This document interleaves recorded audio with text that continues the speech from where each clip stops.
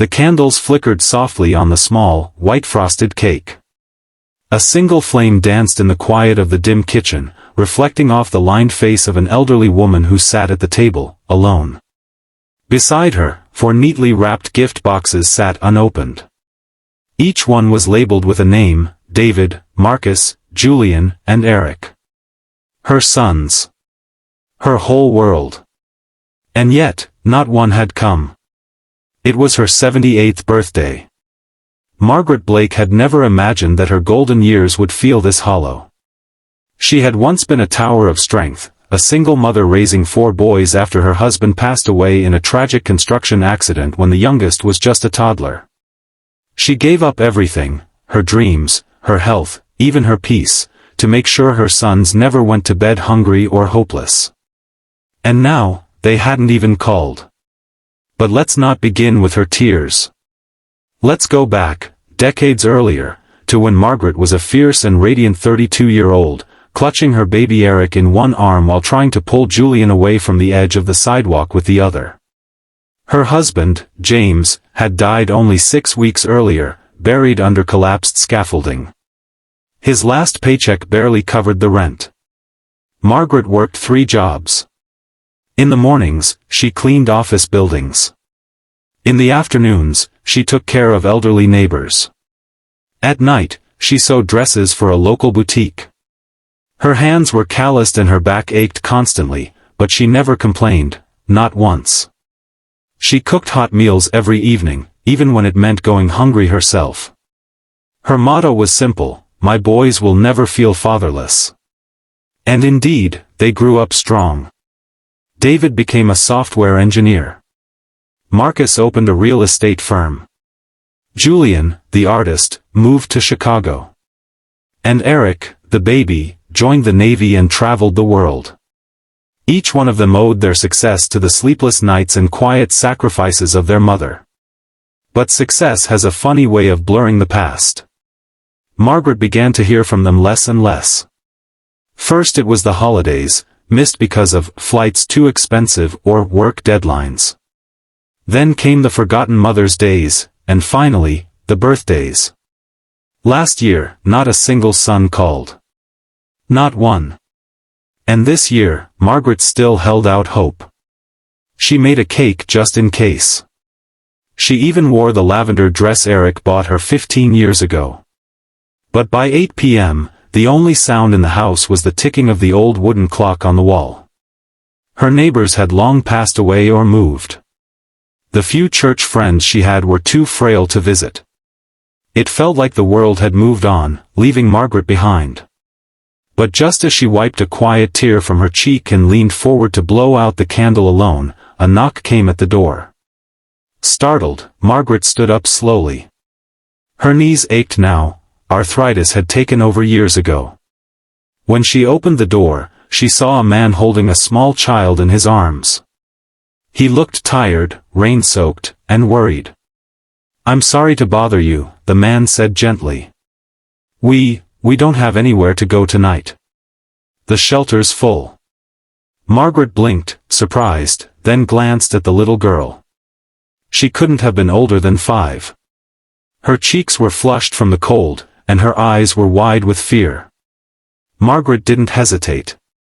"Come in, child," she whispered, stepping aside. "Both of you. Come in out of the cold." The man's name was Thomas, a single father who had lost his job 2 months ago after the factory he worked at shut down. His daughter, Mia, hadn't spoken a word since her mother passed away from cancer last year. She had stopped talking altogether. Margaret made them hot tea. She offered Mia the first slice of the birthday cake. The little girl smiled, a faint flicker of joy Margaret hadn't seen in ages. Thomas offered to sleep on the floor, but Margaret insisted he take the spare room. "The couch is good enough for my old bones," she joked. That night, for the first time in years, Margaret didn't feel alone. Over the next week, something miraculous happened. Thomas helped repair her squeaky back door. He ran errands. He even cleared the garden, long overtaken by weeds. And Mia, she began to speak again. Softly, shyly, but it was something. And the first word she spoke was, "Grandma." Margaret's heart melted. They became a little family. Mia would curl up beside Margaret in the evenings as she told stories about her sons when they were young, how David once tried to bake cookies and filled the entire house with smoke, how Julian used to paint on the walls, how Eric cried the first time he saw the ocean. Thomas listened too, his eyes often misty. He had grown up in the foster system, never knowing a real family. 2 weeks later, on a sunny Sunday morning, Margaret heard the front door open. Standing there, each with guilt-stricken faces, were her sons, David, Marcus, Julian, and Eric. They had all received a handwritten letter. Thomas had found their addresses in an old photo album Margaret kept. He had sent each son a simple, heartfelt note. "Your mother waited for your call on her birthday. She made a cake for you. She still believes you will come. Please, before it's too late, come home." The silence in the room was deafening. Margaret's hands trembled as she looked at her sons, grown men now, successful and polished, yet ashamed. It wasn't anger in her eyes. It was something far deeper. A mixture of sorrow and hope. Julian broke first.